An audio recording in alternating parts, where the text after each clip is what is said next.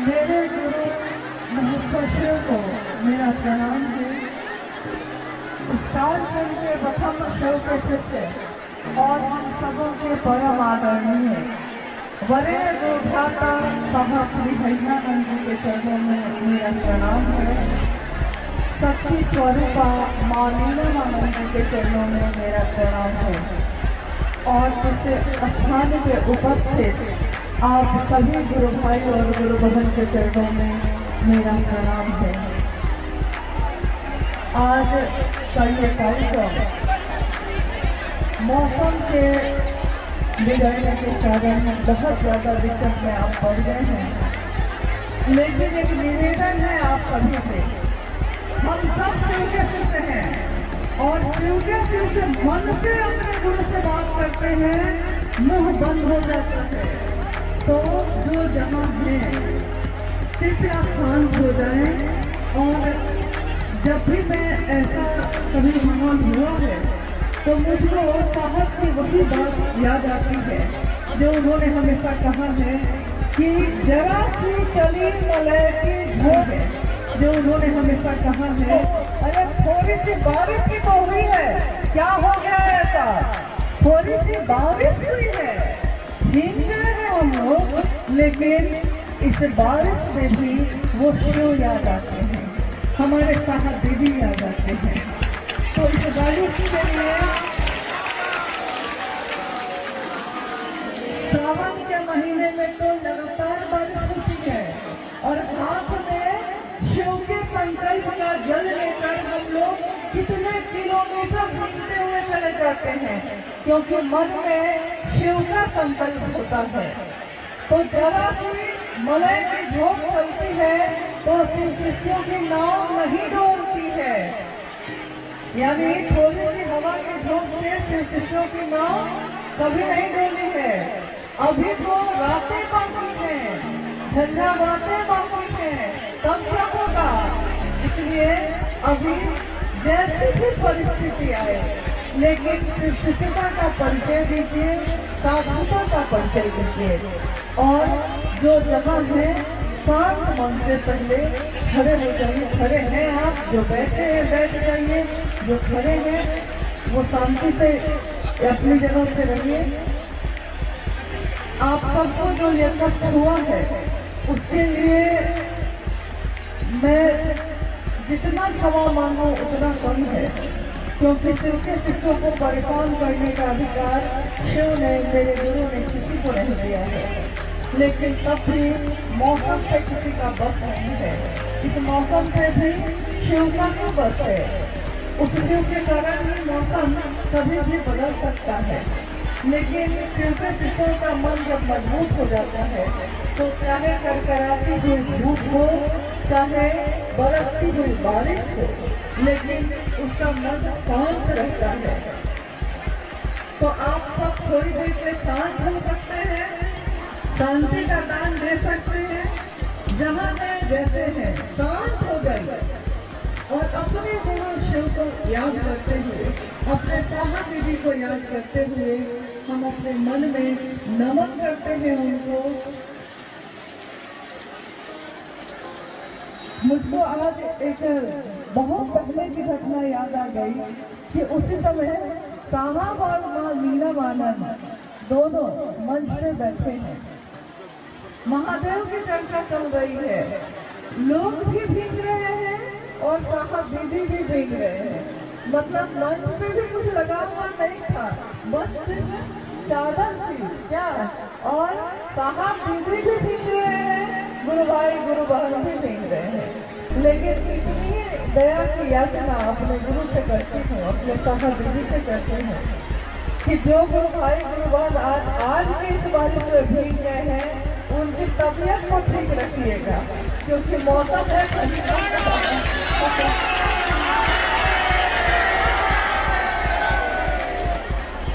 और जैसी स्थिति है उसमें बहुत देर आप लोगों को कष्ट देने की स्थिति नहीं है। इसलिए हम लोग थोड़ी देर में हम लोग भी लौट जाएंगे, आप भी लौट जाइएगा, लेकिन बहुत स्थिर से धीरे धीरे, कोई हड़बड़ी नहीं होनी चाहिए। अगर किसी भी गुरु भाई गुरु बहन को थोड़ी सी चोट भी अगर लग गई तो मेरे गुरु पे आरोप लग जाएगा। इसलिए गुरु का ध्यान करके एक दूसरे की मदद से यहाँ से धीरे धीरे निकलिएगा। रही बात महादेव की चर्चा की, जिसके लिए ये आयोजन है आज, तो महादेव की चर्चा या महादेव का काम गुरु का आदेश अनुसार करने भर से गुरु की दया मिलती है। तो गुरु का आदेश जो है वो हम सब कर भी रहे हैं, करते चले जा रहे हैं। लेकिन गुरु के आदेश के साथ उन्होंने ये भी कहा है कि हमेशा हम लोगों को सावधानी भी रखनी चाहिए, क्योंकि जगत में रह के भी तो महादेव की बात हो सकती है। तो जगत में रहना है तो कैसे रहना है? शिव की तरह। जगत में जीना है तो कैसे जीना है? शिव की तरह। और जगत में जो हम पल प्रतिपल जी रहे हैं अपने महादेव की तरह। माँ नीलम आनंद और साहब नरेंद्र गुरुभाता साहब हैदरानंद जी, उनका संकल्प आज पल प्रतिपल विस्तार पा रहा है और आज धरती पे भी ऐसा देखा जा रहा है। रोहतास का जिला बिहार राज्य में 38 जिलों में एक है और इसको बिहार में धान का कटोरा कहा जाता है। तो धान के कटोरे से हम लोग जब से आए हैं चारों तरफ धान ही धान दिख रहा था और सबकी रंगत एक थी, यानी कि एक एक रंग का सब धान का पौधा है। शुरू हुआ था तो एक रंग का नहीं था, उस समय खराब था, लेकिन जब बच गया है तो सब एक रंग में रंग गया है, धानी चुनरिया की तरह। तो धान के इस कटोरे में शिव के लिए पात्र लेकर खड़ा होना है, यानी अपने हृदय को, अपने दिल को लेकर हमको खड़े होना है। महादेव की दया बरसती भी रहेगी, लेकिन अगर दिल ही नहीं लेकर आएंगे तो वो दया हम पाएंगे कहाँ? याद रखिए, साहब ने हमेशा कहा कि मुझसे मिलने आए हो तो शिव को लेकर आना, और अगर लेकर नहीं आ सके हो तो शिव को लेकर जाना।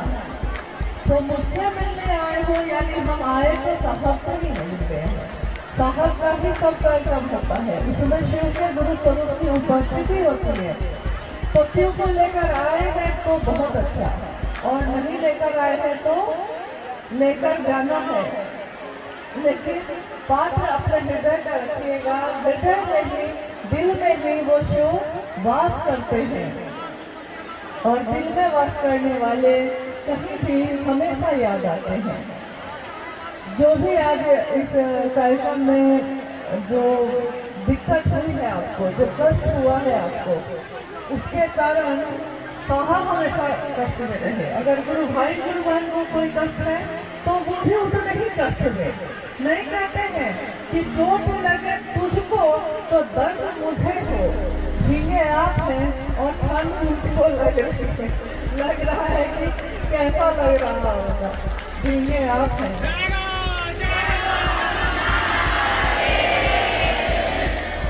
लेकिन गुरु की दया बरसती रहे, हम सब सुरक्षित रहें, क्योंकि हमारे साहब ने हमेशा हम सबका सुरक्षित जीवन वापस मांगा है। तो हम अपने साहब को अपना सुरक्षित जीवन दें और महादेव के कार्य को आगे बढ़ाने में मदद करें। और अब जो है हम लोग को लगता है कि हम लोग को भी यहाँ से प्रस्थान करना चाहिए, और आपको भी अब करना चाहिए।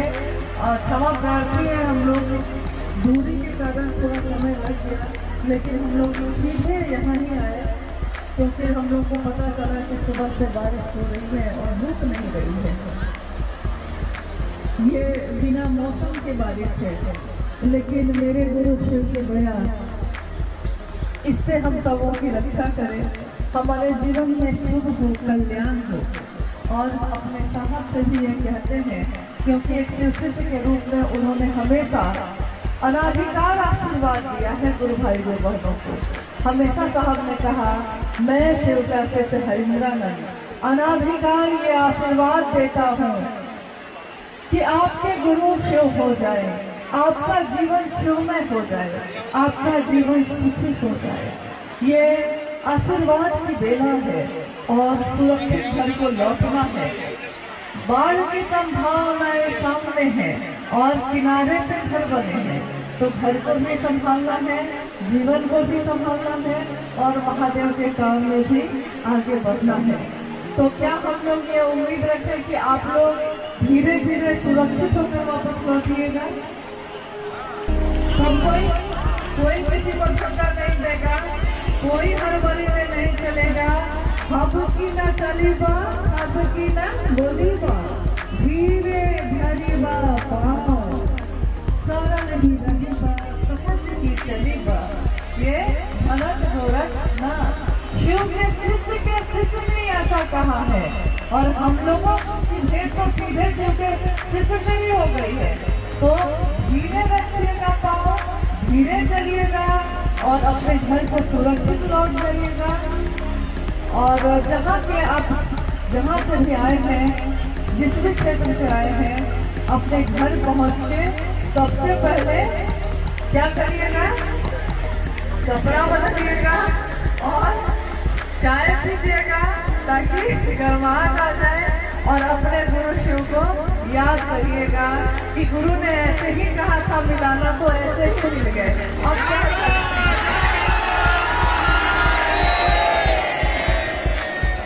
अब क्या करें?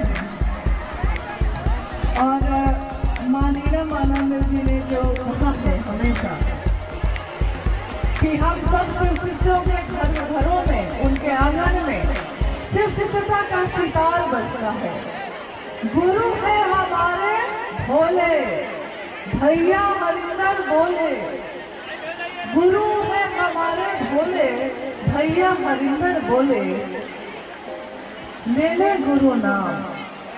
जब से इस मन के अंदर में गुरु का हुआ बसेरा, जब से इस मन के अंदर में गुरु का नाम का बसेरा हुआ है, 3 सूत्र के मोती पाए गुरु नाम का हीरा।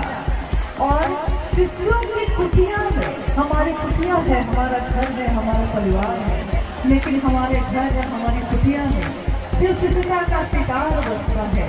शिष्यों की कुटिया में गुरु का सितार बोले, ले ले गुरु नाम, भैया हरिंदर बोले। बस इसी के साथ आप सभी के चरणों में प्रणाम है। आप सभी सुरक्षित वापस जाएं। आप सबको मेरा प्रणाम।